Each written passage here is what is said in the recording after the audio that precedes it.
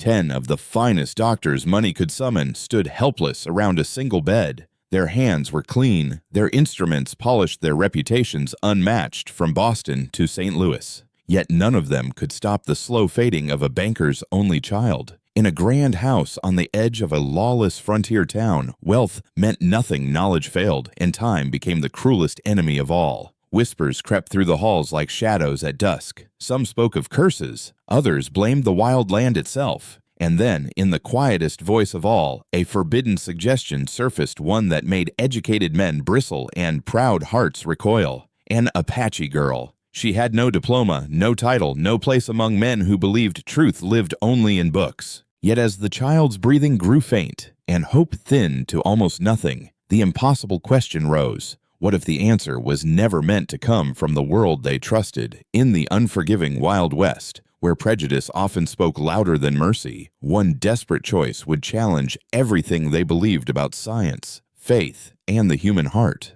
Before we step into this story together, take a moment to tell us where you're listening from and what time it is in your part of the world. We love seeing how far these stories travel. And if you enjoy deeply emotional Wild West tales filled with mystery, compassion, and unexpected hope, be sure to subscribe to the channel so you don't miss what comes next. The Whitmore house sat on a low rise at the edge of Red Hollow, its wide porch facing the dusty main road like a watchful eye. Built of whitewashed timber and imported stone, it was meant to signal permanence in a land that refused to promise such a thing. To the townsfolk, it was a symbol of success, proof that order and money could tame the frontier. To Elias Whitmore, it had always been a fortress of control. Now it felt like a tomb. Inside, the air was heavy with the smell of boiled linens, medicinal alcohol, and something far more troubling: fear. Curtains were drawn against the afternoon sun, turning the grand rooms dim and hushed. Footsteps softened, voices lowered. Even the clock seemed to tick more quietly, as if time itself were uncertain whether it should continue. On the second floor, Thomas Whitmore lay motionless beneath layers of quilts. He was 8 years old, thin as a winter branch, his skin pale beneath a sheen of sweat. Each breath came shallow and uneven, like a promise that might break at any moment.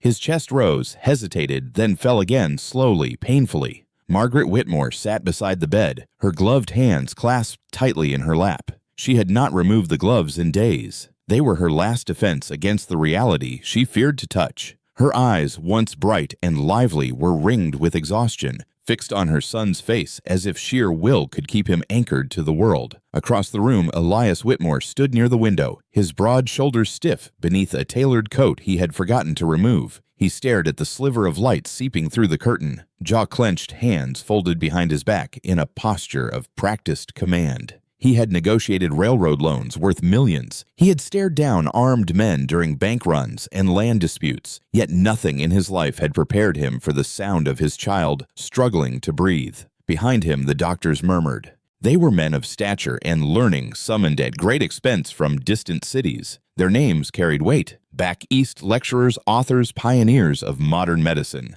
They spoke in careful terms, trading observations and theories in voices polished by years of authority. Fever of unknown origin, nervous disorder, a reaction to the climate. Each explanation sounded reasonable. None offered a cure. Dr. Henry Caldwell, the eldest among them, stepped forward and pressed 2 fingers gently against the boy's wrist. He counted silently, then withdrew his hand with a sigh he tried and failed to conceal. "He's weaker today," Caldwell said. Margaret's breath caught. Elias did not turn. How much weaker, Elias asked. Caldwell hesitated. In all his years, he had learned that truth could be as dangerous as a lie when delivered too bluntly. Enough that we should prepare for complications. Elias finally faced him. His eyes were sharp, calculating, searching for a flaw in the doctor's words, the way he might examine a faulty ledger. "I didn't bring you here to prepare," he said quietly. "I brought you here to prevent." The room fell silent. One of the younger doctors shifted uncomfortably. Another cleared his throat. They all knew the unspoken truth. They had exhausted their knowledge. Every tonic had been tried, every procedure debated and dismissed. What remained lay beyond the reach of their training. Margaret stood suddenly, her chair scraping softly against the floor. There must be something, she said, her voice trembling despite her effort to steady it. "Some medicine, some method. You came all this way. Surely you didn't come just to tell us to wait and watch him die?" Caldwell met her gaze, his expression heavy with sympathy. "Mrs. Whitmore, if there were anything more, anything at all, we would have done it already." The words settled over the room like dust after a collapse. Downstairs, the house staff moved about quietly, their faces drawn. Samuel Boone, the Whitmores' hired protector, stood near the front door, hat in hand. A former gunslinger turned guard, he had seen men bleed out on open ground with curses on their lips. This was worse. There was no enemy to confront, no weapon to raise. Only waiting. Through the open door, the sounds of Red Hollow drifted in, wagon wheels creaking, distant laughter, the ring of a blacksmith's hammer. Life indifferent and persistent carried on, just beyond the walls of suffering. And with it came whispers. In the kitchen, two women spoke in hushed tones as they folded linens. One mentioned a girl seen near the riverbank gathering herbs at dawn. An Apache girl, quiet, watchful, said to know things passed down through generations. The other woman crossed herself and warned against such talk. Superstition had no place in a respectable house. Yet the words lingered. By evening, Thomas began to shiver uncontrollably. His eyes fluttered open, unfocused, as if he were looking at something far beyond the ceiling above him. Margaret leaned close, brushing damp hair from his forehead, whispering his name again and again. Elias stood frozen at the foot of the bed, every instinct screaming for action in a world that offered none. Dr. Caldwell requested a private word with Elias in the hall. There, beneath a dim oil lamp, he spoke softly. "Mr. Whitmore, I owe you honesty. If the night worsens, as I fear your son may not see morning." Elias closed his eyes for a brief moment. When he opened them again, something had shifted. The certainty he had built his life upon money reputation control felt suddenly fragile, almost absurd. "What would you do?" Elias asked slowly, "if this were your child?" Caldwell hesitated. He had children of his own, far away in a safer place, untouched by frontier sickness and wild rumors. "I would pray," he said at last.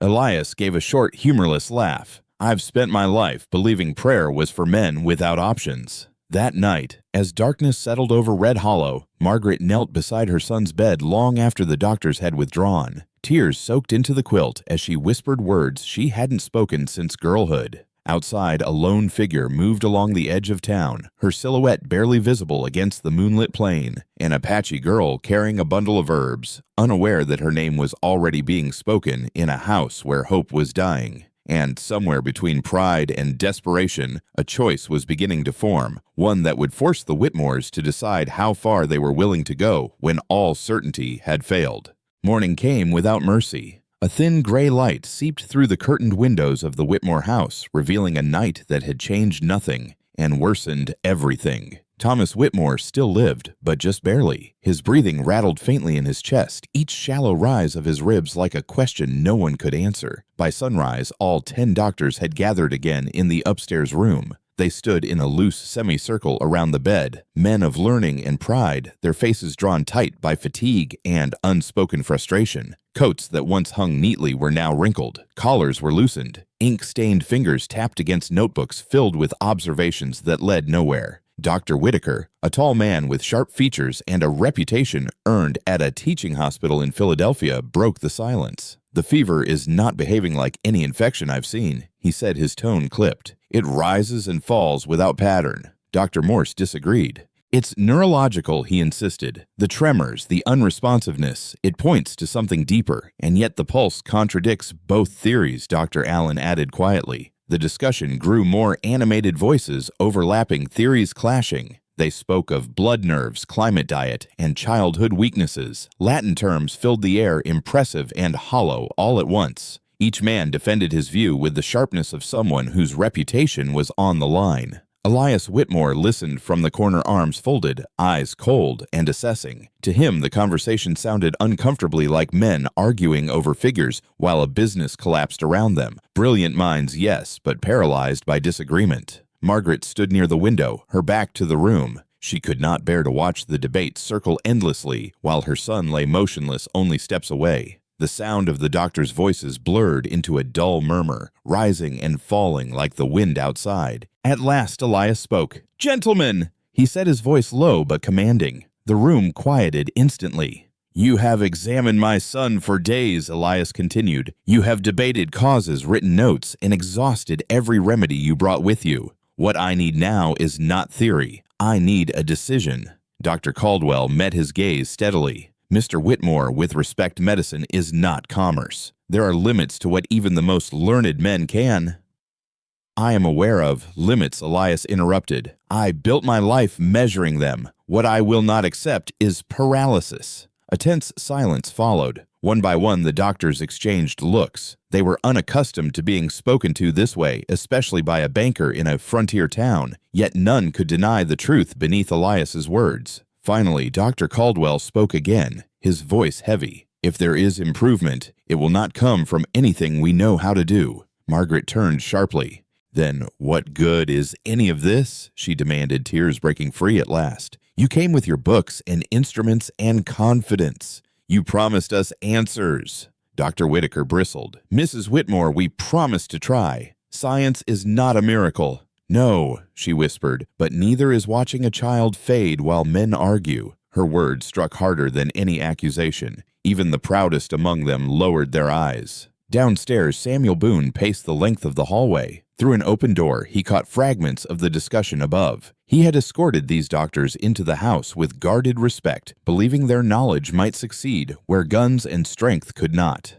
Now he felt the old restlessness return the instinct to act rather than wait. Outside, Red Hollow stirred awake. News traveled fast in a town this small, and by mid-morning, everyone knew the banker's child was dying. Some spoke with sympathy, others whispered darker explanations. A few recalled stories passed quietly along the edges of campfires, tales of the land resisting those who thought themselves masters of it. By midday, Elias had reached the end of his patience. He called the doctors together in his study, a room lined with ledgers and legal documents, symbols of order in a chaotic world. Sunlight filtered in, illuminating dust motes that drifted lazily in the air. You have until sunset, Elias said. If any of you has another solution, speak now. Otherwise, you are free to return east with my thanks and my disappointment. Dr. Morse stiffened. Are you dismissing us? I am acknowledging reality. Elias replied. My son is not a problem to be discussed endlessly. He is a life slipping away. No one answered. As the doctors dispersed, Margaret remained behind. She waited until Elias closed the door, then faced him with eyes red from crying and resolve he had not seen before. There is something else, she said. Elias frowned. If you're going to repeat rumors, it's not rumor, Margaret cut in. It's a possibility, and we no longer have the luxury of ignoring possibilities. She told him then about the Apache girl. She spoke of what the servants had whispered of herbs gathered at dawn, of healing knowledge older than any medical school. As she spoke, Elias felt something rise within him, anger, disbelief, and a fear he refused to name. That's nonsense, he said sharply. Superstition, folklore. And what has reason given us? Margaret asked quietly. Empty hands. Elias turned away, pacing the room. The idea offended everything he believed. His life had been built on progress, on modern thinking, on leaving the primitive behind. To place his son's fate in the hands of someone the town barely considered human felt like surrender. Yet even as he rejected the thought, another voice whispered within him, a voice born not of pride, but of terror. What if she was right?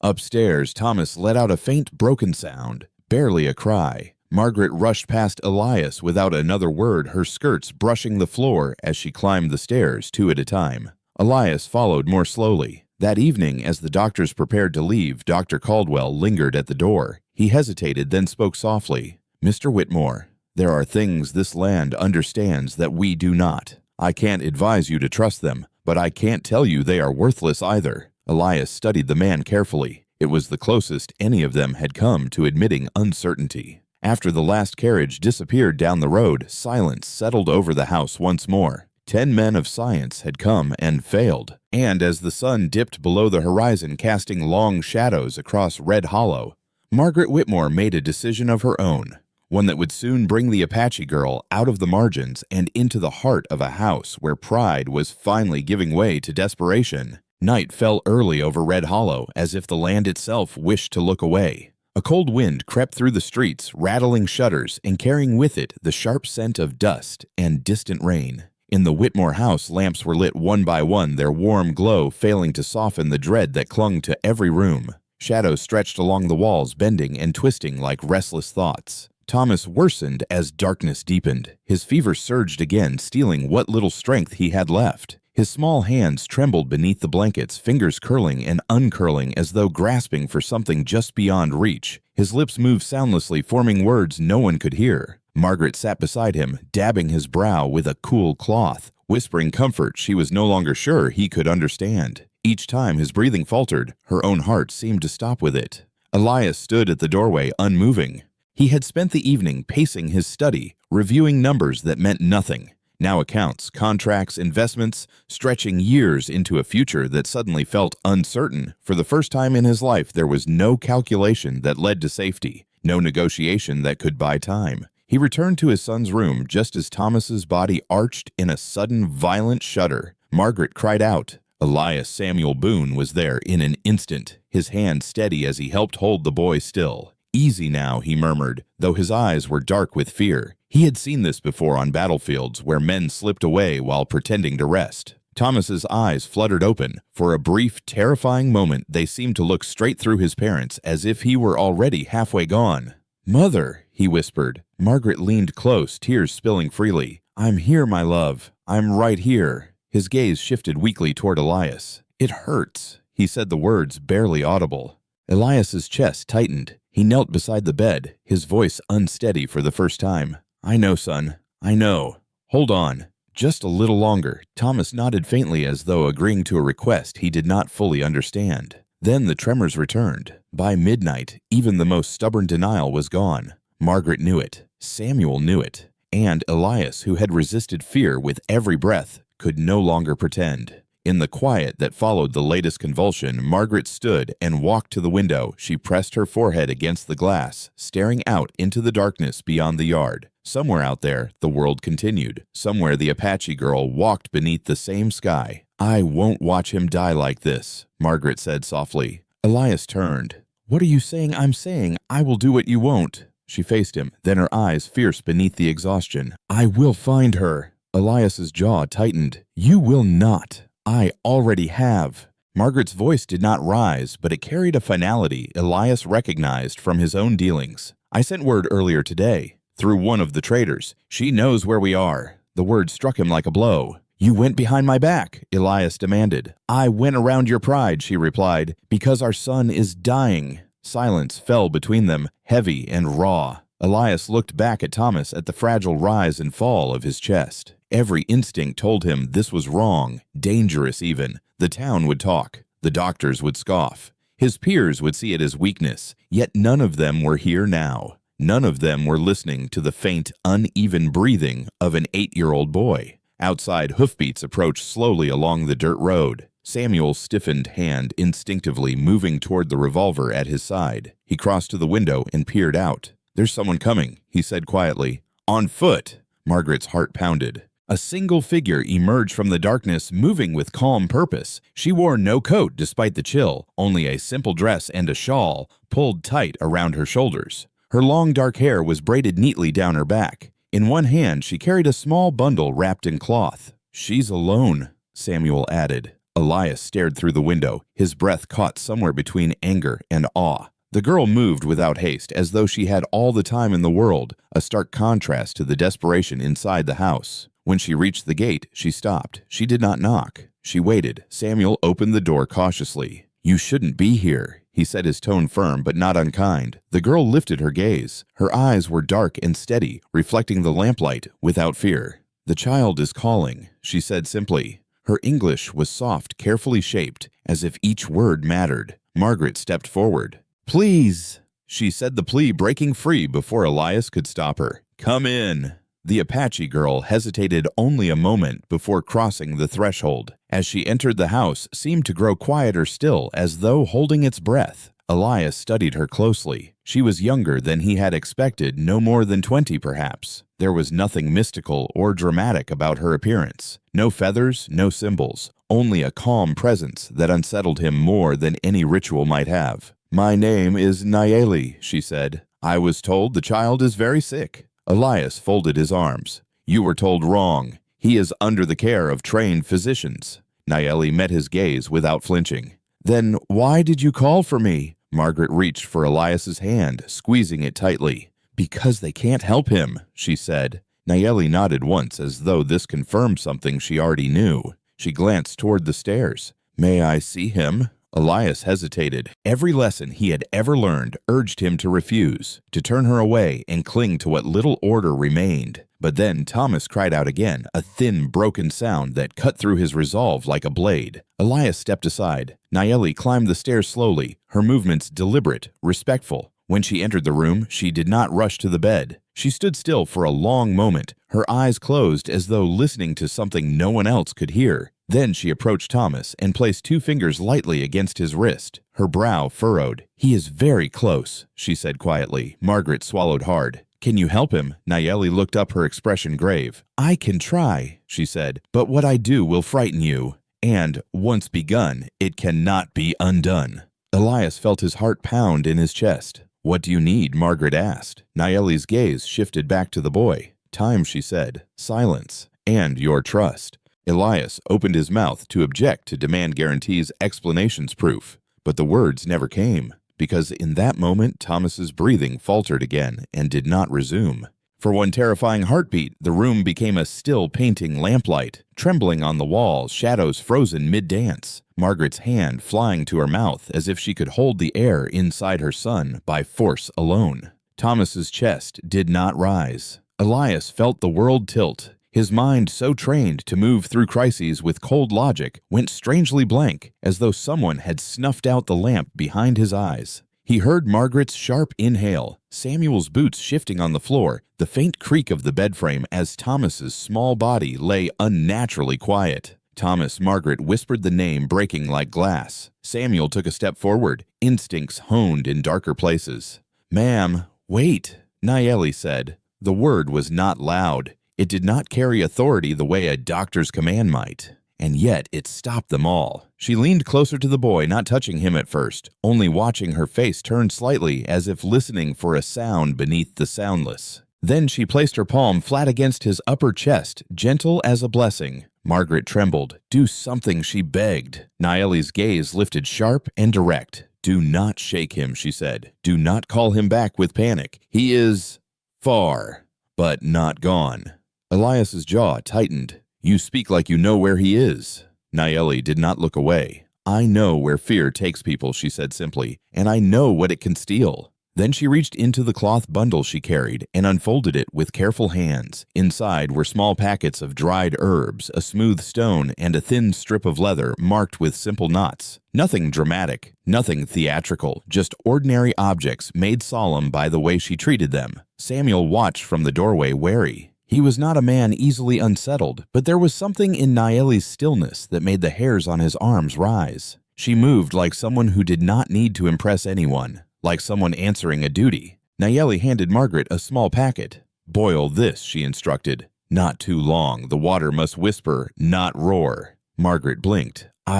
Yes, of course." She hurried from the room, her steps unsteady but fast, as if she'd finally been given something that resembled hope. Nayeli turned to Samuel. "I need clean cloth and a bowl of cool water." Samuel nodded once and left without argument. Elias remained alone with Nayeli and the child. For a moment, the banker of Red Hollow could do nothing but stand there staring at the girl he would never have allowed into his home under any other circumstances. "You're very calm," he said, the words harsher than he intended. Nayeli kept her hand on Thomas's chest. "Calm is not the same as not being afraid," she replied. Elias's eyes narrowed. "Then you are afraid?" "Yes," she admitted, surprising him with the honesty, "because this is not a simple illness. It is a struggle. Your boy is fighting something inside him, and something around him." Elias felt a flicker of anger. "Around him, you mean the house?"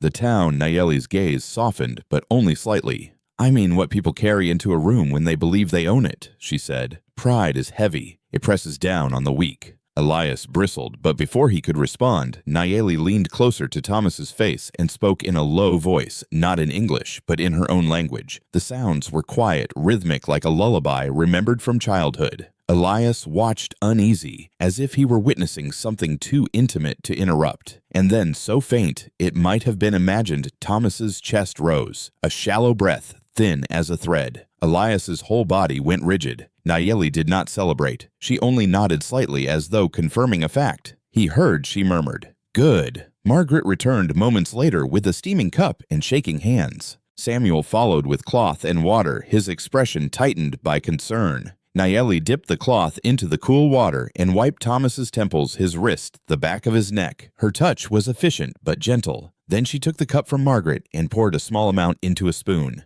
"This will taste bitter," Nayeli warned. "But bitterness wakes the body when sweetness cannot." Margaret's voice quivered. "Will it hurt him? It may make him cough," Nayeli said. "Do not fear it. Fear makes people stop breathing." Elias's mouth tightened. "You speak of fear as if it's alive." Nayeli's eyes flicked to him. "Sometimes it is," she said, and began to feed Thomas small spoonfuls. At first the boy did not react. Nayeli waited between each spoonful, patient as the desert. Then Thomas's lips moved reflexive, and he swallowed. A faint grimace crossed his face, as if even in his half-dreaming state he could taste the bitterness. Margaret pressed a hand to her heart. He swallowed. "Yes," Nayeli said. "His body remembers how to stay." Dr. Caldwell's voice echoed suddenly in Elias's mind. "There are things this land understands that we do not." He had hated those words. He still did, but he could not deny what he had just seen. Nayeli tied the thin leather strip around Thomas's wrist, not tight, just present. "This is not magic," she said, as if reading Elias's suspicion. "It is a reminder. The mind is a doorway. Sometimes it needs a signpost." Elias exhaled sharply through his nose. "And you learned this where in the wilderness?" Nayeli paused. Her expression did not harden, but something in her eyes turned distant. "I learned it from women who kept children alive when men were busy making war," she said. "I learned it from watching people die because help arrived too late. And I learned it from losing someone I could not save." Margaret's voice softened. "Someone you loved." Nayeli's gaze lowered to Thomas. "Yes," she said. The house felt quieter again, but now it was a different quiet. No longer the hush of surrender, but the hush of attention, of waiting to see if hope would grow or vanish. For an hour, Nayeli worked without pause. She adjusted Thomas's blankets. She cooled his skin with water. She fed him the bitter tea drop by drop. And she spoke to him softly, sometimes in English, sometimes not words that sounded like promises, like directions whispered to a lost traveler. Elias watched, conflicted. Part of him wanted to demand proof, to summon the doctors back, to frame this moment in a language he trusted. Another part of him, the part he had ignored most of his life, wanted to fall to his knees and thank God, the earth, the girl, anyone who would listen for the simple miracle of a child breathing. Near dawn, Thomas's fever eased just a little. His trembling slowed. The harsh rattle in his breathing softened into something less desperate. Margaret covered her mouth with both hands, tears streaming silently down her cheeks. She looked at Elias as if to say, "Look, look, he's still here." Elias did look. He looked until his eyes burned. Then Nayeli straightened slowly, her shoulders finally showing the strain she had held back all night. She turned to Elias. "I have given him a bridge," she said, "but he must choose to cross it. And you must understand something, banker." Elias swallowed. What Nayeli's voice lowered. "This sickness did not come from nowhere," she said. "It has a root, a cause, and the cause is tied to something you did, something you believe is buried." Elias felt the blood drain from his face. Margaret stared at her confused. "What are you saying?" Nayeli's eyes stayed on Elias. "I am saying," she whispered, "that if you want your boy to live, you must tell the truth about what happened by the river before the sun sets." Elias's mouth went dry. Because there was only one thing that had happened by the river, one thing he had spent years ensuring no one spoke about. And now an Apache girl stood in his house, naming it as if the past were not past at all. Elias Whitmore did not speak. The silence that followed Nayeli's words felt heavier than any accusation ever leveled against him. It pressed against his chest, tightening his breath, pulling memories from a place he had sealed shut long ago. The river. The word alone carried a weight he had learned to carry without showing. Margaret looked between them, confusion giving way to unease. "Elias," she said carefully, "what is she talking about?" Nayeli remained still, her eyes fixed on Elias with neither judgment nor mercy, only certainty. She had not accused him. She had named something, and names once spoken refused to be ignored. "There is nothing to tell," Elias said at last, his voice clipped and controlled. "Whatever happened by the river is finished." Nayeli shook her head once. "Nothing is finished while a child suffers for it." Samuel Boone shifted his stance near the door. He had been present for many of Elias Whitmore's dealings over the years, had guarded shipments and silenced threats. But this was different. The tension in the room had turned inward, sharp and dangerous. Margaret stepped closer to Elias. "Please," she said softly, "if there is anything you haven't told me." Elias closed his eyes briefly. When he opened them, the man who stood there looked older, as though the night had finally claimed its toll. "Years ago, he began before Thomas was born, before this house was built. I financed a land acquisition along the river." Nayeli's gaze did not waver. "The land was fertile," Elias continued, "strategic. It would bring the railroad closer, increase trade. It was progress." His jaw tightened, but the Apache claimed it, said it was sacred. Burial ground, they called it. Margaret's breath caught. And I paid to have them removed," Elias said flatly. "Legally, through the proper channels." Samuel frowned. He remembered the tensions back then, the quiet violence, the threats whispered after dark. Nayeli spoke quietly. "The river is where our dead are returned to the earth," she said, "where grief is laid down so it does not poison the living." Elias's voice rose. "I didn't order bloodshed." "No," Nayeli agreed. "You ordered silence." The word struck hard. Elias's hands clenched. Men were sent. Warnings were given. They were told to leave. And when they did not, Nayeli asked. Elias hesitated. That hesitation said more than any confession. "They were forced," he said finally. "Some resisted. There was a fight. One man was injured. Two," Nayeli corrected. Elias stared at her. "How would you know?" Nayeli's voice trembled for the first time. "Because one of them was my brother." The room seemed to tilt. Margaret pressed a hand to her mouth. Samuel looked away, his jaw set tight. Elias felt the words sink deep, settling somewhere beneath his ribs like a stone. "He did not die that day," Nayeli continued. "He walked away, but something inside him was broken. He stopped speaking, stopped eating, and weeks later, he lay down by the river you took from us and did not rise again." Elias felt something crack, not loudly, not dramatically, but enough that he knew it would never be whole again. "I didn't know," he said hoarsely. Nayeli's eyes softened, though her pain did not fade. "Ignorance does not make a wound heal." Margaret turned to Elias, tears streaming openly now. "You never told me. I was protecting us," Elias said weakly. "I was protecting our future. And what did it cost?" she whispered. A faint sound drew their attention back to the bed. Thomas stirred, his breathing quickened, his brow furrowing as if trapped in a troubled dream. Nayeli moved at once, placing a cool hand on his forehead, murmuring words meant to soothe rather than command. "This is why he suffers," Nayeli said quietly. "Pain moves through families, through land, through memory. You buried the truth by the river. It has found another way to speak." Elias sank into a chair, suddenly exhausted. The man who had shaped towns and bent markets to his will felt smaller than he ever had. "What do you want from me?" he asked. Nayeli met his gaze. "I want acknowledgement," she said. "I want respect. And I want you to return what was taken." Margaret's head snapped up. "Return the land." "Yes," Nayeli said, "or enough of it to allow the dead to rest." Elias shook his head. "That land is tied to contracts, investments. If I undo it, then your son will continue to pay for what you refuse to face," Nayeli said gently. "This is not punishment. It is balance." Silence stretched again, broken only by Thomas's labored breaths. Elias looked at his child, so small, so fragile. He thought of ledgers and signatures of the pride that had once guided every decision. For the first time, he wondered whether strength might mean something else entirely. "I will consider it," he said. Nayeli's expression hardened just a fraction. "Considering is not enough." Before Elias could respond, Thomas cried out sharply, a thin, desperate sound that cut through the room like a blade. His body tensed, breath hitching. Nayeli reacted instantly, pressing her palm against his chest, speaking urgently now. "He is slipping," she said. "The bridge is weakening." Margaret sobbed openly. "What do we do?" Nayeli looked at Elias, urgency burning in her eyes. "You choose," she said. "Now."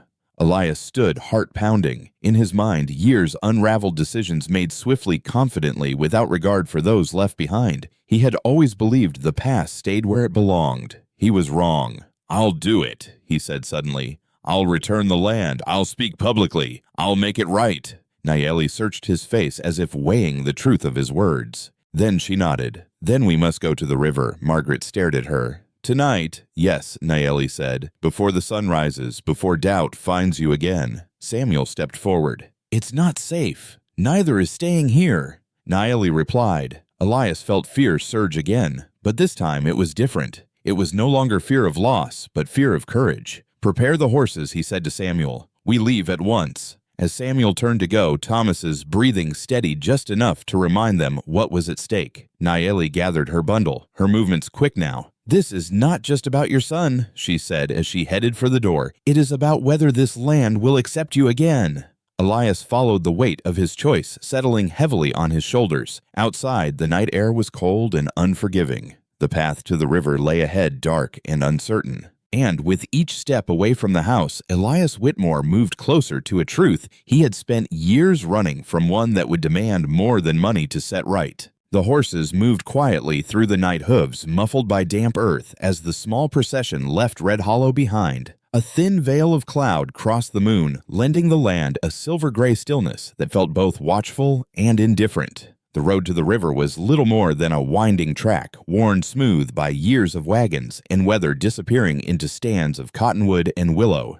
Elias rode at the front, rigid in the saddle. He had ordered night rides before escorting shipments inspecting disputed property, but never with his heart pounding like this, never with so much hanging on each mile. Behind him, Samuel Boone kept a steady watch, eyes scanning the dark for movement that might spell danger. Margaret rode close, wrapped in a shawl against the cold. She held Thomas in her arms, the boy bundled carefully, his breathing shallow but present. Each soft exhale felt like a fragile promise. She whispered his name again and again, as though anchoring him to her voice. Naeli walked beside the horses, unhurried, her steps sure, even in the dim light. She did not look back toward the town. Her gaze stayed fixed on the dark line of trees ahead, where the sound of water could already be faintly heard. "You should ride," Samuel said quietly, slowing his horse to match her pace. Naeli shook her head. "The ground remembers footsteps," she replied. "I must arrive the way I left." Samuel did not ask what she meant. As they drew closer, the air changed. The dry scent of dust gave way to damp soil and leaves. The river revealed itself gradually, first as a whisper, then as a steady flowing presence. Moonlight glimmered on its surface, broken by ripples and reeds that swayed gently along the banks. Elias reined in his horse and dismounted, boots sinking slightly into the soft earth. He had not stood here in years, not since the day he had signed papers and watched men carry out his orders. He remembered thinking then that the river looked no different afterward. It flowed the same, reflected the same sky. Now it felt alive. Naeli stepped forward, stopping a few paces from the water.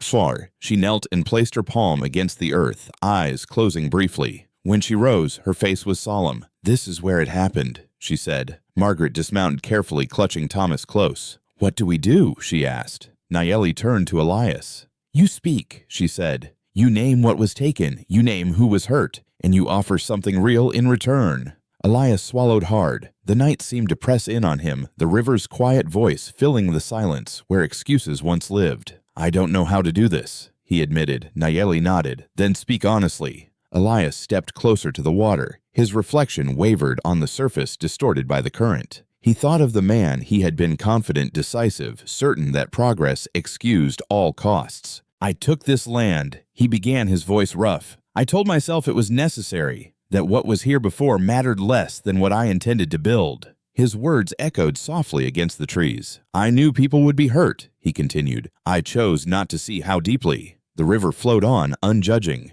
"I am sorry," Elias said, the phrase unfamiliar on his tongue. "I am sorry for the pain I caused, for the silence I paid for the life that was broken because I refused to listen." Margaret's breath caught behind him. Samuel lowered his head. Naeli watched closely, as if weighing each word. "What will you return?" she asked. Elias turned to her. "The land along the river," he said. "All of it. I'll see the contracts undone. I'll speak publicly. I'll make sure it cannot be taken again."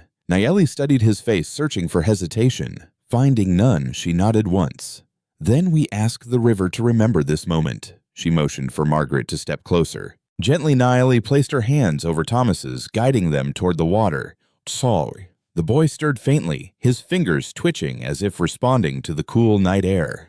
"Let him feel it," Naeli murmured. "Let the land know he belongs to the future, not the past." Margaret knelt, tears slipping silently down her cheeks as Thomas's fingertips brushed the river's surface. A small gasp escaped him, not of pain, but of sensation. Elias's heart clenched. He had never seen his son react so clearly since the sickness began. Nayeli removed a small bundle from her satchel and unwrapped it, revealing a handful of dried herbs and a smooth stone etched with simple markings. She placed the stone at the river's edge and scattered the herbs into the water, whispering words Elias could not understand. The river carried them away. For a moment, nothing happened. Then Thomas inhaled sharply. Margaret froze. Thomas, his eyes fluttered open, unfocused but aware. He let out a weak sound somewhere between a sigh and a cry, and his breathing deepened, still fragile but steadier than before. Margaret covered her mouth, trembling. Elias, he's breathing better. Elias dropped to his knees beside her, disbelief flooding his chest. He reached out hesitant, then touched his son's cheek. Warm, alive. Nayeli exhaled slowly, the tension easing from her shoulders at last. The bridge is holding, she said. For now. Samuel glanced around uneasily. We should go. Dawn's coming. Nayeli nodded. Yes, he must rest, and you must keep your promise. Elias met her gaze, the weight of the night etched into his features. I will. They returned to the house just as the sky began to pale, the first hint of sunrise stretching over the horizon. Thomas slept through the journey, his breathing slow and even, a small hand curled loosely against Margaret's chest. Back in the familiar room, Nayeli settled Thomas into bed and stepped away, her work done for the moment. Margaret collapsed into a chair, exhaustion finally overtaking her, but her face shone with fragile hope. Elias lingered near the window, watching the dawn creep across Red Hollow. The town would wake soon. Questions would come. Consequences would follow. He turned to Nayeli. If he lives, he said quietly, it will be because of you. Nayeli shook her head. It will be because you listened, she replied. Many do not. She gathered her things and moved toward the door. Wait, Margaret said, rising unsteadily. Please. Stay.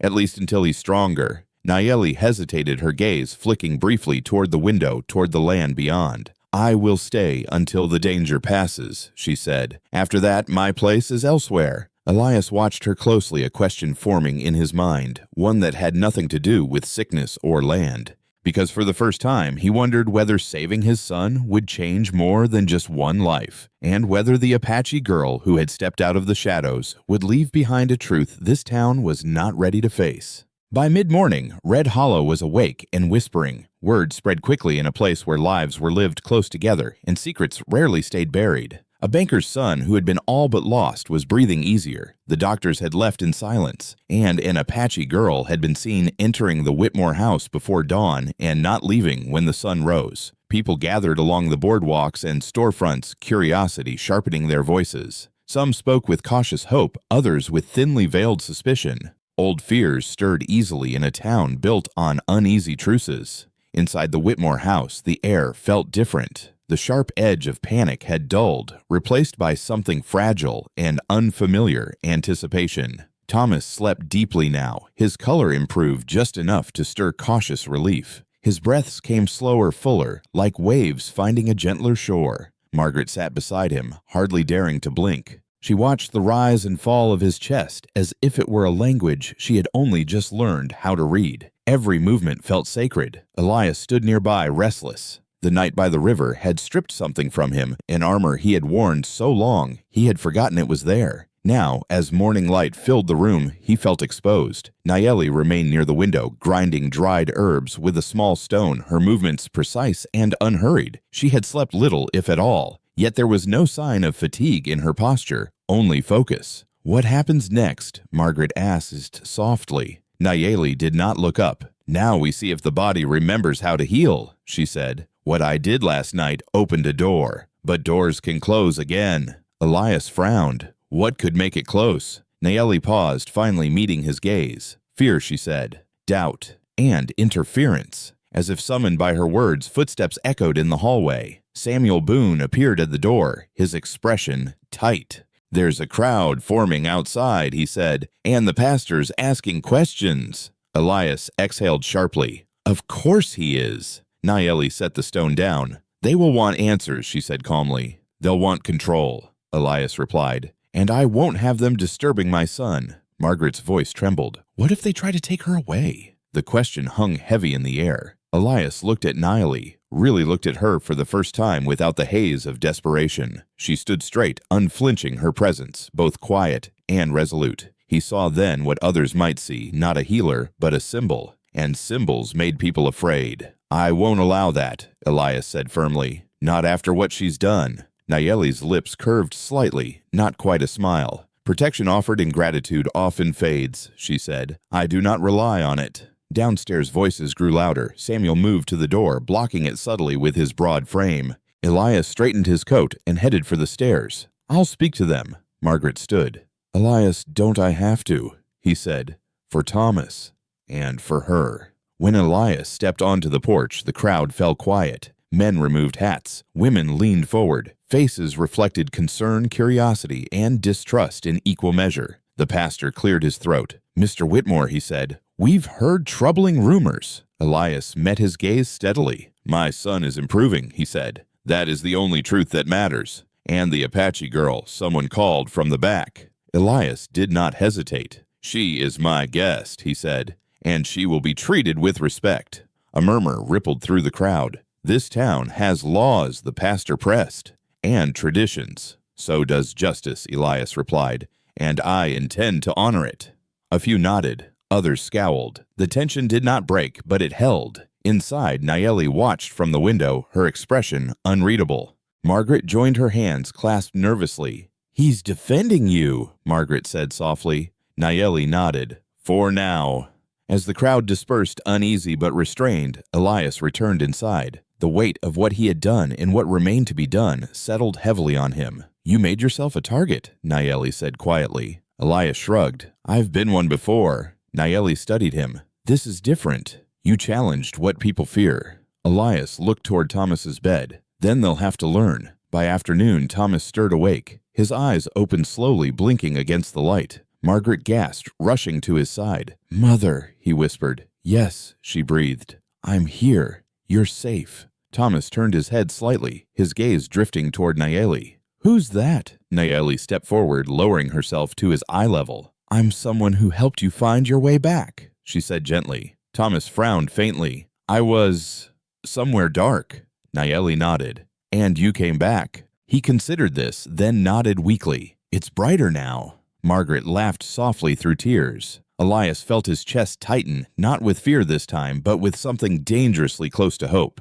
As evening approached, Nayeli prepared another infusion, careful to explain each step to Margaret, guiding her hands. Elias watched, realizing this was no longer just an intervention, it was a transfer of knowledge. "You're teaching her," he said. Nayeli glanced up. "So she does not depend on me." Elias hesitated. "You won't stay." Nayeli's hands stilled. "I will not belong here," she said. "Not in the way you think." A sudden knock echoed through the house. Samuel opened the door to reveal a small delegation town. Elders, the pastor, and a man Elias recognized from the land office. Their expressions were grim. "We need to speak," the land officer said. "About the river." Elias felt the knight's promise stir uneasily within him. "I told you," the man continued, "undoing those contracts will cause disruption." Elias squared his shoulders. "Then let them be disrupted." Nayeli watched closely, sensing the shift. This was the moment the bridge might shake again. As voices rose downstairs, Thomas's breathing hitched just slightly, but enough for Nayeli to notice. She moved at once, calming him, murmuring softly. "Stay with us," she whispered. "Do not listen to fear."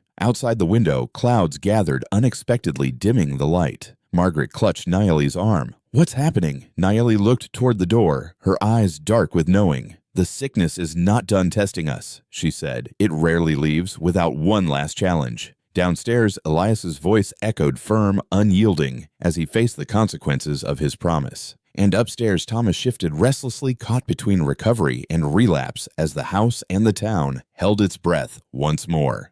The argument downstairs rose like heat from a closed stove, slow at first, then sudden and suffocating. Elias stood in the foyer with his hands braced on the banister posture, rigid eyes fixed on the land officer who had come with 2 town elders and Pastor Harlan. Their boots tracked dust onto the polished floorboards, an unspoken reminder that Red Hollow did not truly belong to refined spaces. It belonged to the hard earth outside. "You can't simply return property," the land officer said, voice clipped. His name was Clive Brennan, a man who made his living on paper and seals, and therefore believed paper and seals were the highest form of truth. "Those parcels are tied to investment notes, the railroad survey, and 3 separate deeds." Elias's mouth tightened. Then we'll untie them. Brennan scoffed. You can't untie a knot by pretending it was never tied. I'm not pretending, Elias said. I'm correcting. Pastor Harlan stepped forward, face stern beneath his gray beard.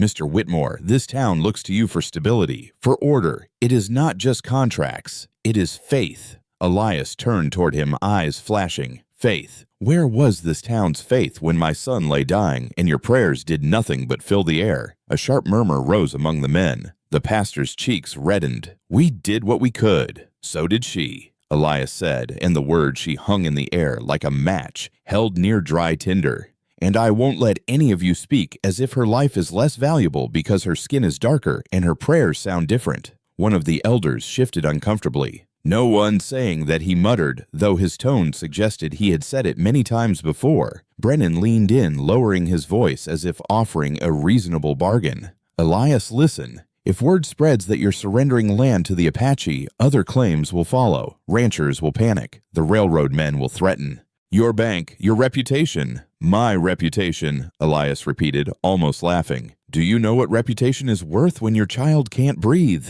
Pastor Harlan's gaze sharpened. And what of the town's safety? You think inviting Apache into your home won't stir trouble? Their people have attacked wagons. Elias's eyes narrowed. And our people have stolen graves, he replied. The sentence landed like a slap. Even Samuel Boone, standing near the door with arms folded, felt it. Elias Whitmore had never spoken like that in public, never admitted wrongdoing aloud. It was as if the night at the river had burned away his ability to pretend. Upstairs, Nayeli paused mid-motion as she adjusted Thomas's blanket. She heard Elias's voice echo faintly through the floorboards, firm-strained, carrying something like confession. Thomas stirred, brows knitting, as if his body could sense the tension below, even in sleep. Margaret sat beside him, fear returning in small, sharp bites. He was doing better, she whispered. Why is he restless? Nayeli placed 2 fingers gently against Thomas's wrist. The pulse was stronger than yesterday, but it fluttered when the voices downstairs rose. His body is listening, Nayeli said softly, and fear speaks loudly in this house. As if to prove her point, Thomas's breathing hitched. A faint tremor rippled through his arm. Margaret's eyes filled with panic. No, please. Nayeli leaned close, her voice low and steady. Look at me, she instructed Margaret. Not at the fear, at me. Margaret blinked through tears, clinging to Nayeli's calm, as if it were a rope above deep water. Nayeli reached for her herbs, quickly crushing a pinch between her fingers. The scent rose sharp and earthy. She waved it gently near Thomas's face, not to overwhelm him, but to remind his senses of the world. Stay, she murmured to the boy. You fought hard. Do not let their anger pull you back. Downstairs, Brennan's voice sharpened. If you proceed, Elias, the bank will face scrutiny. Investors will withdraw. You could lose everything. Elias's answer came after a long pause, one heavy enough to suggest he was weighing more than money. Then I'll lose it, he said. The words shocked them. Even the pastor fell silent. You can't mean that, Brennan said. Elias's voice lowered, dangerous now. I mean it. If everything I built rests on taking from people who had no power to stop me, then perhaps it deserves to fall. Samuel Boone watched Elias with a new kind of respect. He had guarded many men with money. Few had ever spoken like this when it truly cost them. Brennan shook his head, frustrated. This isn't about morality. It's about consequences. It's always about consequences, Elias replied. We just don't like them when they arrive. Pastor Harlan stepped closer, eyes hard. If you do this, you'll divide the town. Elias lifted his chin. Then the town was already divided. I'm simply forcing it to admit it. A long silence followed, thick as smoke. Then the front door creaked open behind Samuel. A young rancher stood there, hat twisted nervously in his hands. Mr. Whitmore, he said, voice strained. There are men down at the saloon, talking. They say you've got an Apache in your house. They're not happy. Samuel's eyes narrowed. How many? Half a dozen, maybe more. And they're drinking like they've got something to prove. Elias's jaw tightened. Of course they are. Brennan seized on the news. You see, he snapped. This is what I'm talking about. You think you can rewrite the past without the past biting back? Elias's gaze went cold. Tell them, if they want to speak to me, they can do it sober and in daylight. The rancher swallowed hard. I don't think they're waiting for daylight. Upstairs, a sudden cry cut through the air, thin, frightened. Margaret lunged toward the bed. Thomas's eyes were open now, wide and glassy, his breathing rapid. His small body trembled as if cold had slipped under his skin. Nayeli moved instantly, pressing her hand to his chest, murmuring urgently. She looked up at Margaret, and for the first time there was real alarm in her eyes. "The bridge is shaking," she said. "Their fear is reaching him." Margaret's voice broke. "Then make it stop." Nayeli inhaled sharply, forcing calm into her lungs. "I can hold him," she said, "but you must hold the house." Downstairs, Elias heard the cry above. His whole body stiffened. "What was that?" Pastor Harlan asked, startled. "My son," Elias said, and the words were thick with dread. He looked at Brennan and the elders, his voice turning into iron. "If any man in this town brings violence to my doorstep tonight, I will not treat it as a town matter. I will treat it as a declaration of war." Brennan paled. Elias cut him off. "Get out!" The men stared stunned. Elias Whitmore did not dismiss people lightly, but the look in his eyes left no room for argument. Samuel opened the door wider, and the delegation filed out reluctantly, muttering under their breaths. Pastor Harlan lingered a moment, gaze flicking upward as if hearing Thomas's distress. "God sees all," he said finally. Elias's smile was bleak. "Then I hope he's watching," he replied and shut the door. Samuel turned back. "The men at the saloon, I know," Elias said, already moving toward the stairs. "Keep them off this property." Samuel nodded, hand drifting toward his revolver. "I'll do my best." Elias took the stairs 2 at a time. Upstairs, he found Nayeli bent over Thomas, her brow damp with sweat, as she whispered words in Apache, then English, calling the boy back, soothing the trembling in his chest. Margaret looked up at Elias, eyes wild. "He's slipping." Elias felt panic claw at him, but he forced it down. He knelt beside the bed, taking his son's hand. "Thomas," he said, voice shaking, "I'm here! I'm here!" Thomas's fingers curled weakly around his father's. Nayeli looked at Elias, urgency burning through her calm. "Your promise must become action," she said. "Tonight fear will come to your door, and if you answer it with violence, it will poison everything we did."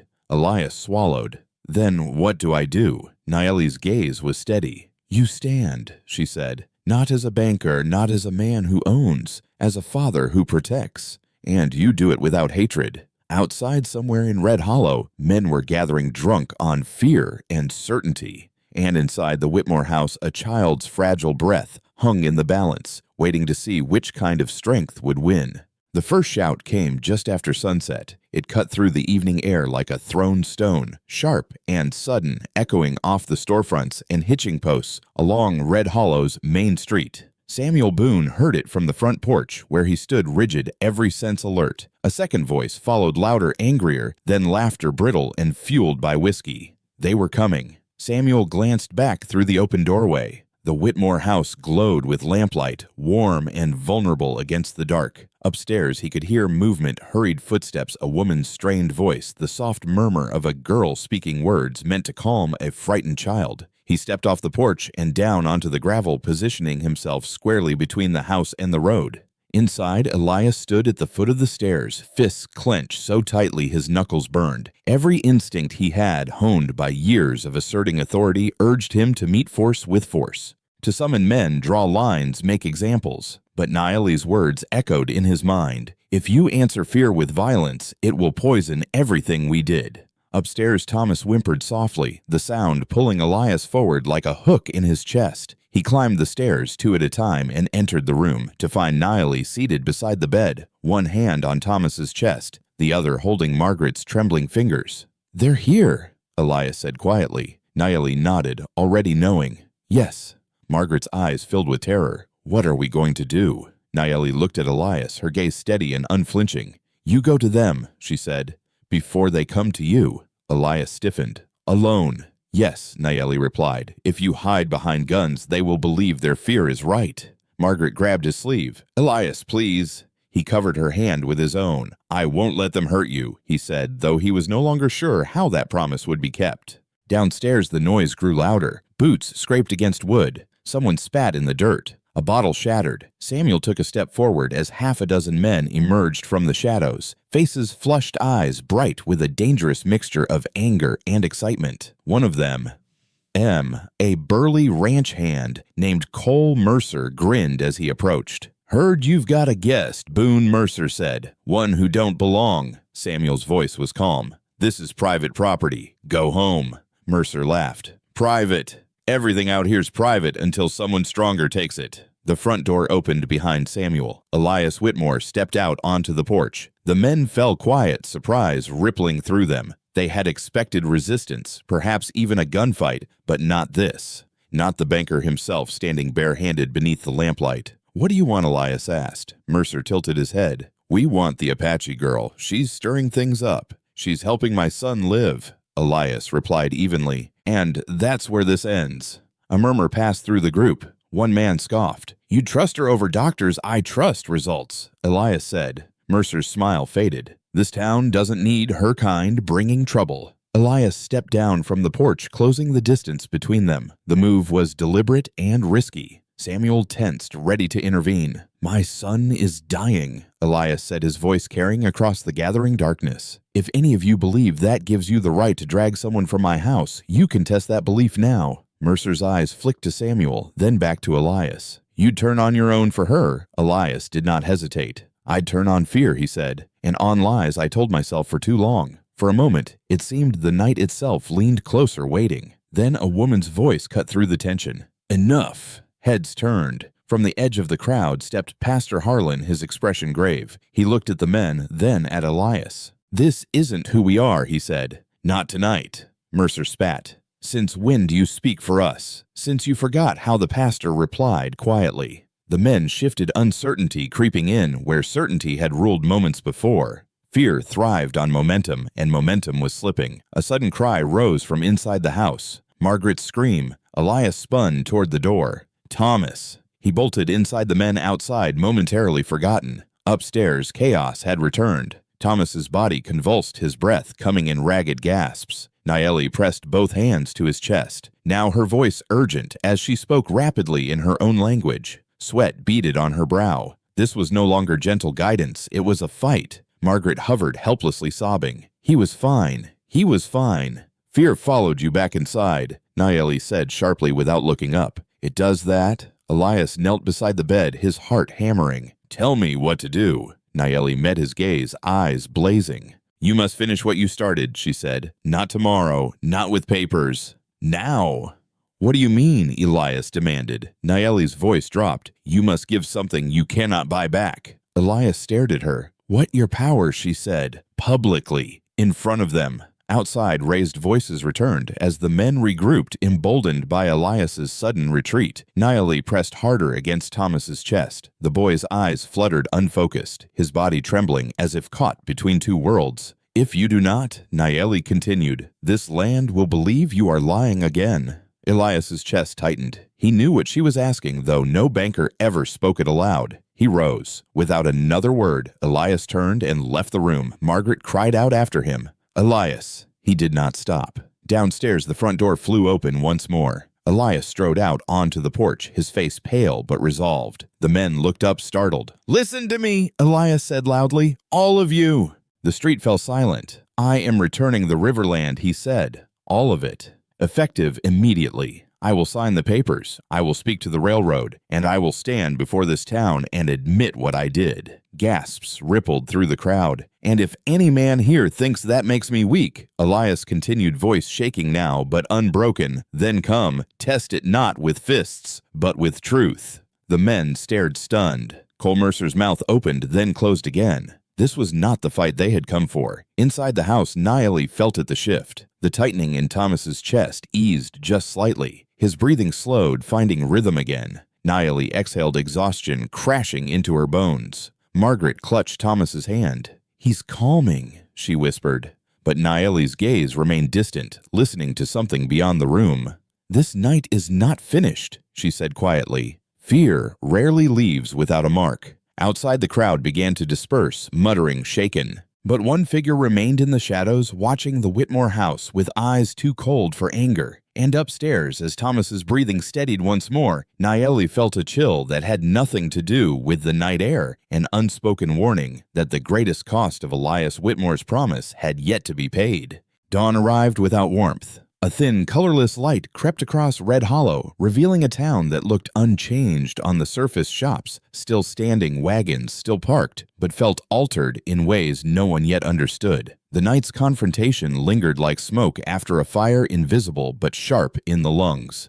Inside the Whitmore house, exhaustion hung heavy. Elias sat at the kitchen table, hands wrapped around a cup of untouched coffee. He had not slept. Every time he closed his eyes, he saw the river again, dark, patient, remembering. Across from him, Samuel Boone leaned against the wall, hat low over his eyes. The men scattered. Samuel said quietly, "Most of them went home. Mercer too." Elias nodded, and the one who stayed back. Samuel's jaw tightened. I lost sight of him. That unsettled Elias more than he cared to admit. Upstairs, Nayeli sat beside Thomas's bed, her posture finally slumped with fatigue. The boy slept deeply now, his breathing slow and steady, his color improved enough to feel real. Margaret hovered nearby, torn between relief and dread, afraid that any sudden movement might undo the fragile peace.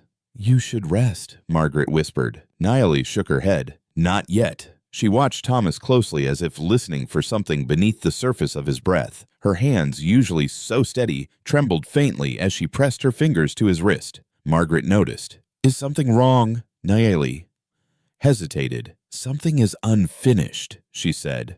Margaret's heart clenched. "You said the bridge was holding." "It is," Nayeli replied, "but bridges are tested not only by weight, but by what tries to cross them." Before Margaret could ask what she meant, a knock echoed sharply through the house. Not the casual knock of a neighbor, not the angry pounding of the night before. This one was measured, intentional. Elias rose at once. Samuel straightened, hand drifting toward his revolver. "I'll get it," Samuel said. "No," Elias replied. "I will." He crossed the foyer and opened the door. Standing on the porch was a man Elias had not seen in years. He was Apache tall and lean, his dark hair streaked with gray, his eyes sharp with a calm that felt far more dangerous than rage. Two younger men stood behind him, silent and watchful. Samuel stiffened. He recognized the posture, the stillness of men who knew violence intimately and did not fear it. "I am Chief Taza," the man said evenly. "I have come for my daughter." Elias's breath caught. "Nayeli." "Yes." The word carried weight, pride, grief, and authority woven together. "I did not know you were her father," Elias said. Taza studied him closely. "You did not know many things," he replied. Margaret appeared behind Elias, her face pale. "She's helping our son," she said quickly. "Please, he needs her." Taza's gaze softened slightly. "I know why she is here." Elias stepped aside. "Then come in." Taza did not move. "First, I want to know what you promised her," he said. Elias hesitated only a moment. "The Riverland," he said. "Its return, and my public acknowledgement of what was taken." A flicker passed through Taza's eyes, approval perhaps tempered by caution. "Words are easy," he said. "Land remembers actions." "I intend to act," Elias replied. Taza nodded once. "Then we will see." Upstairs, Nayeli sensed her father's presence before she heard his voice. Her shoulders stiffened, and she rose slowly as he entered the room. "Father," she said softly. Taza's stern expression softened at the sight of her. He reached out, placing a hand briefly against her cheek, a gesture of affection restrained by years of hardship. "You should have sent for me sooner," he said. "I could not," Nayeli replied. "The boy needed me." Taza looked at Thomas, then at Margaret. "You risked much," he said to Nayeli. "Yes," she answered simply. Margaret stepped forward, emotion breaking through her composure. "She saved him," she said. "We owe her everything." Taza met Margaret's gaze. "Debts are rarely so simple," he said. Nayeli turned to Elias. "You must show him," she said quietly. Elias nodded. "I will," he said. "Today." Taza raised an eyebrow. "Today is soon," he said. "Soon enough to fail." Elias did not look away. Soon enough to matter, as preparations were made to ride to the river once more, this time in daylight. Unease crept back into Nayeli's chest. She felt it like a shadow brushing her spine. The land was not done asking questions. They arrived at the river under a pale sun. The water flowed steadily, indifferent to human promises. Taza stood at the bank, surveying the land with a gaze sharpened by memory. "This place has heard lies before," he said. Elias dismounted and stepped forward. "Then let it hear the truth," he replied. He spoke again of the contracts, the forced removals, the silence he had bought. He spoke louder this time, without excuses, his words carrying across the water. Taza listened without interruption. When Elias finished, Taza knelt and pressed his hand into the soil. "The land will decide," he said. A sudden gust of wind rippled the river's surface. Leaves stirred violently, though the sky remained clear. Nayeli stiffened. "Father," she said urgently, "something is wrong." At that moment, one of the younger Apache men turned sharply, eyes narrowing toward the trees. Samuel followed his gaze, instinct flaring. "There," Samuel said. "Movement." A rifle cracked. The sound tore through the air, sharp and final. Elias felt the impact before he understood it. A violent force striking his shoulder, spinning him backward. He hit the ground, hard pain exploding through his body. Margaret screamed. Chaos erupted. Samuel drew his weapon, firing toward the tree line as the Apache men moved with swift precision, dragging Elias toward cover. Nayeli dropped to her knees beside him, hands already searching for blood. "Father," she cried, but Taza was already shouting orders, eyes blazing with fury. Elias gasped, shock setting in. "Thomas," he rasped, "protect Nayeli," pressed her hands to the wound, her face pale. "Be still," she commanded, voice shaking, for the first time since she had entered his life. As the echo of gunfire faded, the river flowed on silent witness once more, and in the distance a figure vanished into the trees, leaving behind a truth no one could deny. The debt Elias Whitmore had begun to repay had drawn blood, and now the bridge between past and future trembled under the weight of a sacrifice no one had planned.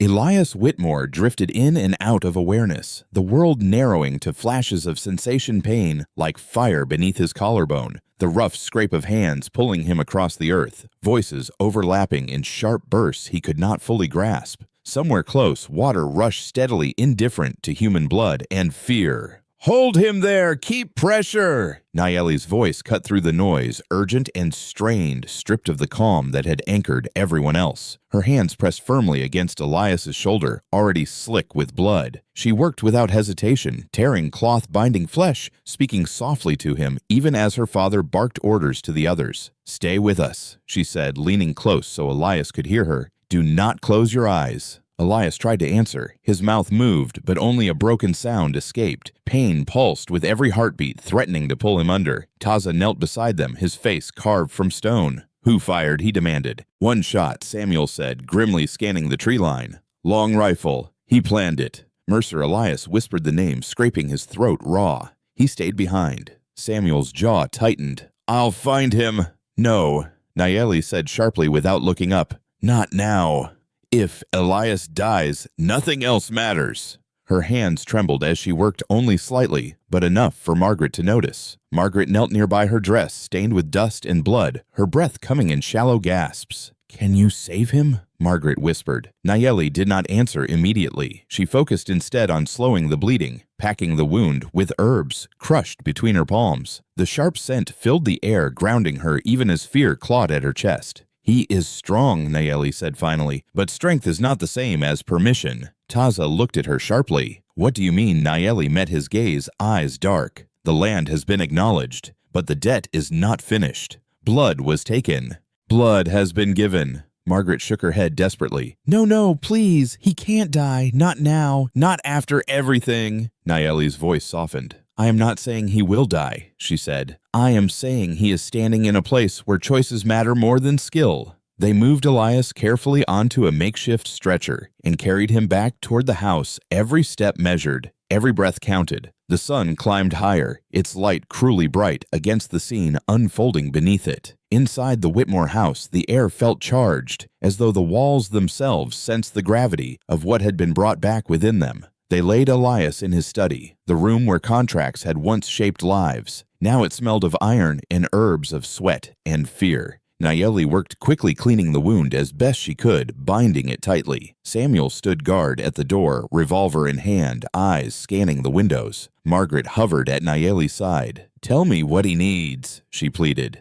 "Anything." Nayeli did not look up. "He needs to live through the night," she said, "and he needs the truth spoken where all can hear it." Margaret swallowed. "He already promised." "A promise made in private is fragile," Nayeli said. "The land heard him. Now the people must." Elias stirred, his eyes fluttering open. Pain etched his face, but his gaze found Nayeli's. "Did I?" he rasped. "Yes," Nayeli said gently. "You stood."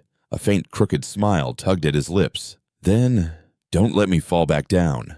Nayeli pressed her forehead briefly against his, a gesture both intimate and solemn. Then you must finish what you began, she whispered. By afternoon, the house was surrounded not by an angry mob this time, but by a wary crowd drawn by shock and rumor. News of the shooting had spread faster than anyone expected. Men spoke in hushed voices. Women clutched children close. Fear had changed shape, turning inward. Samuel stepped onto the porch, his presence enough to still the murmurs. Margaret emerged beside him, her face pale but resolute. "My husband has been wounded," she said, her voice carrying across the gathered townsfolk. "And before he was shot, he made a promise to return the Riverland and to admit the wrong done there." A stir ran through the crowd. "He will keep that promise," she continued, "whether he lives or dies." Gasps followed. Some faces softened, others hardened. Pastor Harlan stepped forward slowly. "Mrs. Whitmore," he said, "this town is frightened." "So am I," Margaret replied, "but fear does not excuse cruelty." A man near the back shouted, "He brought this on himself." Margaret's eyes flashed. "No," she said, "he brought this on himself years ago. This is simply the reckoning." Upstairs, Nayeli listened from beside Elias's bed, her hands still, her attention divided between the sound of Margaret's voice and the fragile rhythm of Elias's breathing. "Stay," she whispered to him again. "The bridge is not finished." Taza stood in the corner silent and watchful. At last he spoke. "If he lives," he said, "the debt may be balanced. If he dies." He did not finish the sentence. Nayeli closed her eyes briefly. "Then the land will decide another path," she said. As night fell once more, the house settled into a tense vigil. Elias drifted in and out of consciousness, fever threatening to take hold. Nayeli worked tirelessly, cooling his skin, adjusting the binding, whispering words meant to anchor him. Margaret refused to leave the room. She held Elias's uninjured hand, speaking softly of Thomas, of how the boy had asked for his father, how his breathing remained steady, how hope still lived. At one point, Elias's eyes opened fully, clarity breaking through the haze. He looked at Margaret, then at Nayeli. "If I don't make it," he whispered, "promise me. The land goes back. All of it." Margaret's voice broke. "Don't say that." Nayeli met his gaze. "He will make it," she said firmly. "But yes, the promise will be kept." Outside, the night deepened, stars sharp against the sky. Somewhere beyond the house, a man with a rifle hid in darkness, believing he had done what fear demanded. Inside, a different battle raged, one fought with truth instead of bullets, with endurance instead of rage. And as midnight approached, Elias Whitmore's breath grew dangerously shallow, hovering between worlds as the house waited to learn whether reckoning would end in renewal or in loss that no apology could undo. Dawn arrived quietly, as if unsure it was welcome. A thin band of pale gold crept along the horizon, slipping through the Whitmore house and settling gently across the study floor. The lamplight that had burned all night flickered weakly, finally yielding to morning. Shadows retreated inch by inch, revealing faces worn hollow by fear and waiting. Nayeli was the first to notice the change. She had not moved from Elias's side in hours. Her fingers rested lightly against his wrist, tracking the rhythm of his pulse with unwavering focus. It had been erratic through the night, strong one moment, fading the next, but now it steadied slow and deliberate, like a man choosing to remain where he stood. She exhaled a breath she hadn't realized she was holding. "He's still here," she whispered. Margaret lifted her head from the edge of the bed, her body stiff with exhaustion. "What did you say?" Nayeli met her eyes, a fragile smile touching her lips. He stayed. Margaret pressed a hand to her mouth, tears spilling freely as she leaned closer to Elias. His face was pale, his brow damp with fever, but his breathing finally was even. Across the room, Taza straightened. He studied Elias carefully, then nodded once solemn approval in the movement. "The land has not claimed him," he said. "Not today." Upstairs in a different room, another breath was drawn. Thomas Whitmore stirred beneath his blankets, his small body shifting as though waking from a long and confusing dream. The darkness that had wrapped him so tightly for days loosened its grip. He frowned, eyelids fluttering, and then slowly his eyes opened. Light met them, not the blinding brightness of pain, but the soft glow of morning. "Mother," he whispered. Margaret froze. For a heartbeat she feared the sound was imagined, another cruel trick of hope. Then Thomas spoke again, clearer this time. "Mother, it's morning." Margaret let out a sound that was half laugh, half sob, and rushed to his side. She gathered him carefully into her arms, afraid he might vanish if she moved too quickly. "Yes," she cried. "It's morning. You're awake. You're really awake." Thomas blinked, confused but alert. He looked around the room, his gaze finally settling on Nayeli. "You're still here," he said softly. Nayeli stepped closer, lowering herself to his eye level. "I told you I would stay until you were strong enough to send me away," she replied gently. Thomas considered this. "I don't want you to go yet." Nayeli smiled this time without restraint. "We will see," she said. Downstairs, a murmur rose as word spread through the house. Servants paused mid-step. Samuel Boone, who had not slept at all, closed his eyes briefly and let out a slow breath of relief. "The boy's awake," he said quietly. Outside, Red Hollow stirred again, but differently this time. The rumors that spread with the morning light carried something unfamiliar wonder. By mid-morning, the truth could no longer be denied. Thomas was sitting up, sipping broth, his voice weak but steady. His fever had broken completely. Color returned to his cheeks like a promise kept. And Elias Whitmore, though still wounded, still weak, opened his eyes. The moment was small and monumental all at once. He stirred, breath catching as pain flared through his shoulder, but his gaze cleared enough to recognize the faces around him. Margaret leaned over him, tears shining. "You're back," she whispered. Elias swallowed. "I had unfinished business," he murmured. Nayeli let out a soft, incredulous laugh. "You are stubborn," she said. "The land respects that when it is paired with humility." Elias's eyes shifted toward her. "Did I keep my word?" "You did," Nayeli replied. "With blood." Elias closed his eyes briefly. When he opened them again, something had changed. The hard edge that once defined him was gone, replaced by a depth carved by consequence. "Then I will finish it," he said. By noon, Elias insisted on being carried to the front room, propped carefully in a chair, despite Margaret's protests. He sent Samuel to gather the townspeople. "They deserve to hear this from me," Elias said, "not from whispers." When Red Hollow assembled outside the Whitmore house, the mood was unlike anything it had known before. No shouting, no bravado, just uneasy silence and watchful eyes. Elias Whitmore was helped onto the porch, his arm bound tightly, his face drawn, but resolute. Nayeli stood just behind him, not hidden, not defiant, simply present. Elias spoke slowly, each word deliberate. "I took land that was not mine," he said. "I did it legally. I did it quietly. And I told myself that made it right." A ripple of discomfort passed through the crowd. "It did not," Elias continued. "That land will be returned.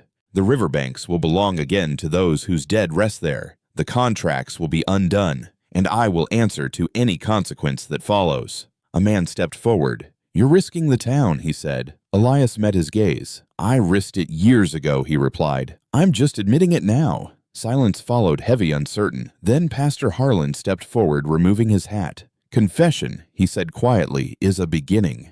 Elias nodded. "Then let this be one." When it was over, the crowd dispersed slowly, many deep in thought. Some angry, some relieved, none unchanged. Inside the house, Thomas watched from the window. "Father looks different," he said softly. Margaret knelt beside him. "Yes," she replied. "So does the world." That afternoon, Nayeli prepared to leave. She stood near the door, her small bundle once again in her hands. Elias watched from his chair, the weight of gratitude heavy in his chest. "You saved my son," he said. "I don't know how to repay that." Nayeli shook her head. "You did not repay me," she said. "You repaid the land. That is enough." Margaret stepped forward, voice trembling. "Please, visit. Stay connected to us." Nayeli smiled gently. "Some bridges are not meant to be crossed every day," she said. "But they remain." Thomas tugged at her sleeve. "Will I see you again?" Nayeli knelt and met his gaze. "When you listen," she said. "I will be there." She turned, then opening the door and stepping into the light. As Nayeli walked away from the Whitmore house, Red Hollow watched her go, not with fear this time, but with something quieter and far more dangerous to old ways: respect. And inside the house, where two lives had been pulled back from the edge, the day unfolded not as a celebration, but as a reckoning that had finally found its voice.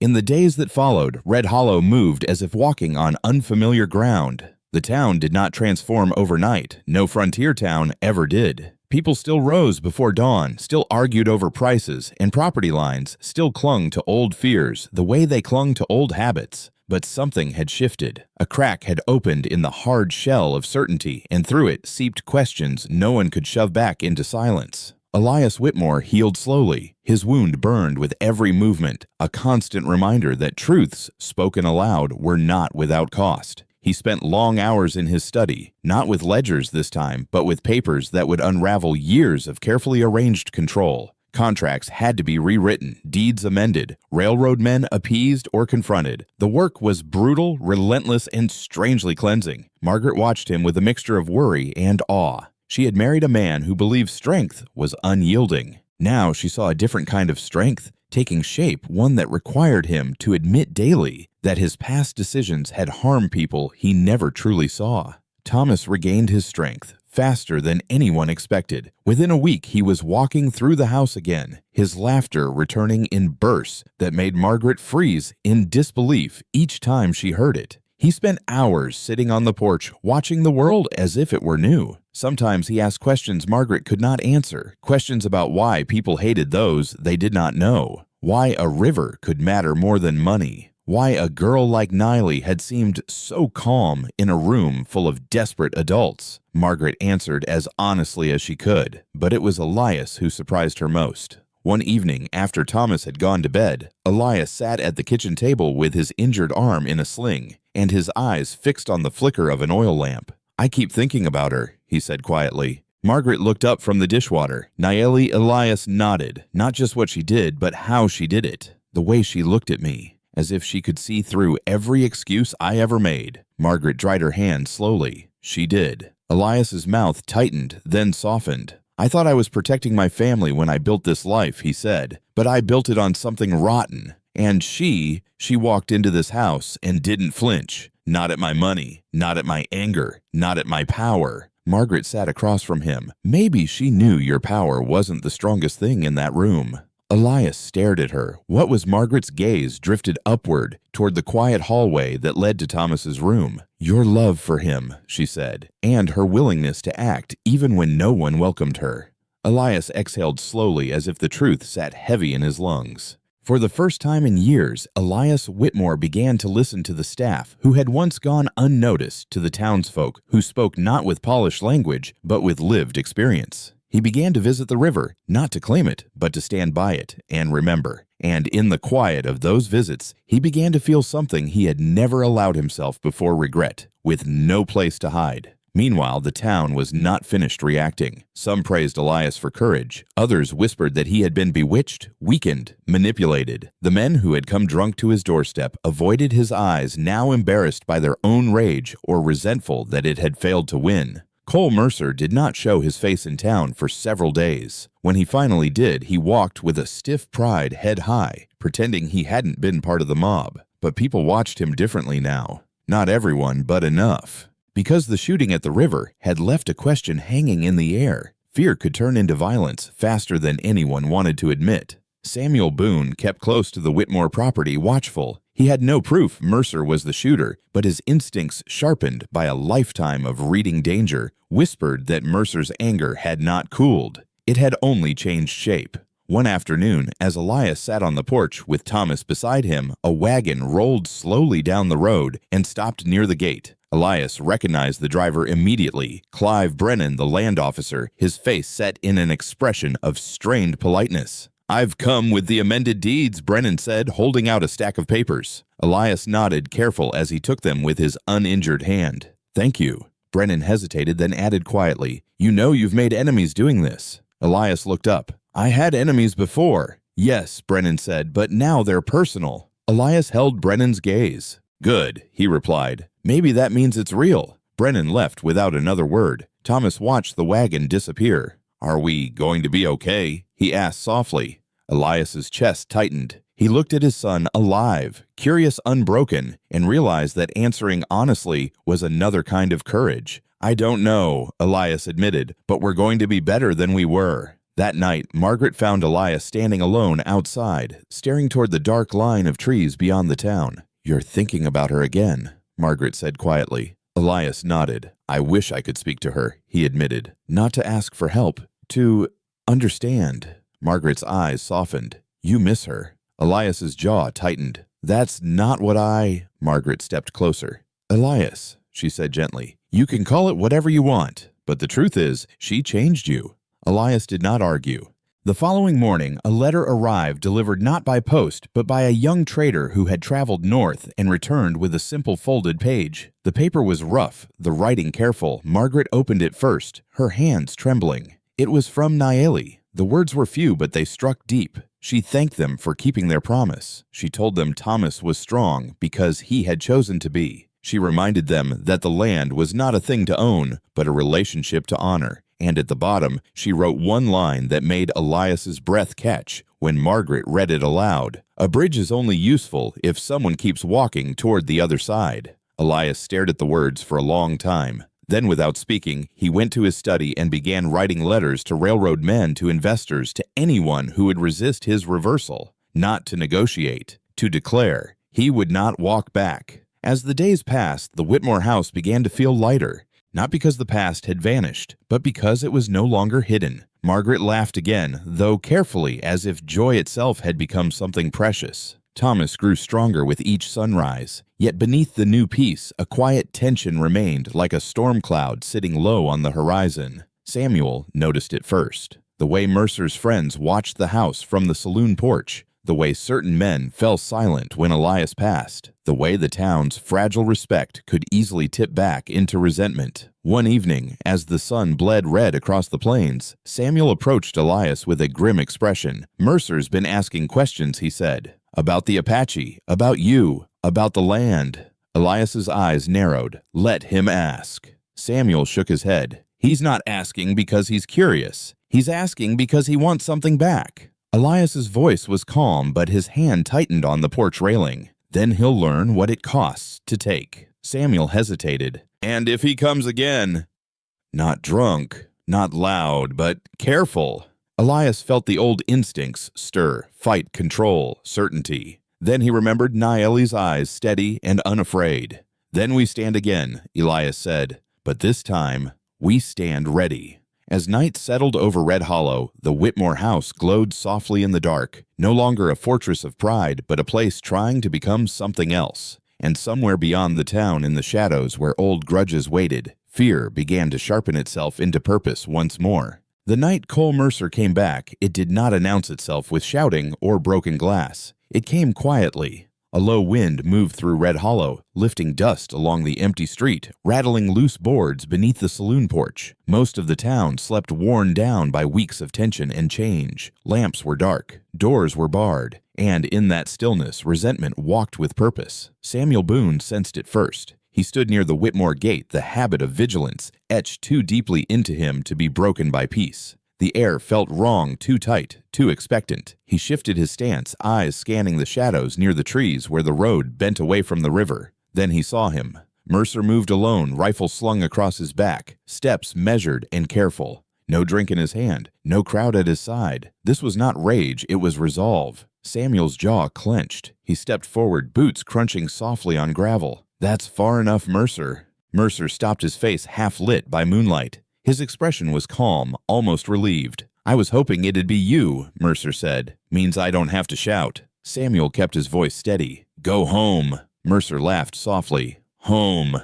He shook his head. You don't get it. That banker took something from me. From all of us. Samuel's eyes narrowed. He gave something back. Mercer's gaze hardened. He made a small. Before Samuel could respond, a light flickered on inside the Whitmore house. Elias Whitmore stepped onto the porch. His arm was still bound, his movement slower now, but his posture was firm. He had heard the voices. He had known this moment would come. Cole Elias said evenly, You don't want to do this. Mercer turned toward him, bitterness flashing in his eyes. You don't get to tell me what I want anymore. Elias descended the porch steps slowly, deliberately. Samuel tensed, ready to intervene. This town respected you, Mercer continued, feared you, and you threw it away for them. He jerked his chin toward the dark beyond town. For people who don't belong here. Elias met his gaze without flinching. They belonged long before we arrived. Mercer's hand twitched near the rifle strap. You think that makes you righteous? No, Elias said. It makes me responsible. Silence stretched between them, thick and dangerous. Upstairs, Margaret stood frozen at the window, Thomas clutched against her side. The boy watched with wide eyes, sensing the weight of the moment, even if he could not name it.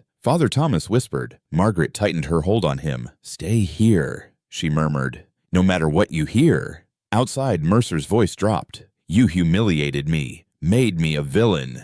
Elias shook his head slowly. "I didn't make you anything. I showed you a mirror." Mercer's face twisted. "You think giving land back fixes what we are?" "No," Elias said softly, "but refusing to change ensures we stay broken." For a moment, it seemed Mercer might listen. His shoulders sagged just slightly, uncertainty flickering across his face. Then his eyes hardened again. "I won't live in a town that bows," he said. Elias took a step closer, unarmed. "Then don't bow," he said. "Stand. But don't burn everything, because you're afraid to be seen." Mercer laughed, sharp, brittle. "Too late for that." In one swift motion, Mercer swung the rifle forward. Samuel moved at the same instant. The sound that followed was not a crack of gunfire, but the dull thud of a body hitting the ground. Samuel had tackled Mercer from the side, knocking the rifle from his hands. The two men rolled hard into the dirt fists, striking breath, tearing from lungs. Mercer fought wildly, desperation lending him strength, but Samuel was relentless, disciplined. Elias shouted, "Enough!" But fear had already run too far. Mercer landed a heavy blow, sending Samuel staggering back. He lunged for the fallen rifle. Elias acted without thinking. He stepped between Mercer and the weapon. Mercer froze, stunned. "Move!" he snarled. Elias shook his head. "No! You'll die!" Mercer hissed. Elias's voice was steady. "Then you'll have to live with that." The word struck harder than any fist. Mercer's hands trembled. His breath came fast, ragged. He looked at Elias, really looked at him, and saw not a powerful banker, not a traitor to his own kind, but a man stripped bare of illusion, a man who would not step aside. Samuel regained his footing, ready to strike again, but he did not need to. Mercer's shoulders sagged. The fight drained out of him all at once. He backed away, shaking his head as if waking from a dream he did not like. "I don't know how to live in this world," Mercer muttered. Elias answered quietly, "Neither did I. But I'm learning." Mercer turned and walked into the darkness, leaving the rifle where it lay. No one followed. The night exhaled. Margaret collapsed into a chair upstairs, sobbing quietly. Thomas pressed his face into her shoulder, heart pounding. "It's over," she whispered, though she did not fully believe it yet. Outside, Samuel retrieved the rifle and leaned heavily against the fence, breath ragged. "You didn't have to do that," he said to Elias. Elias met his gaze. "Yes," he replied, "I did."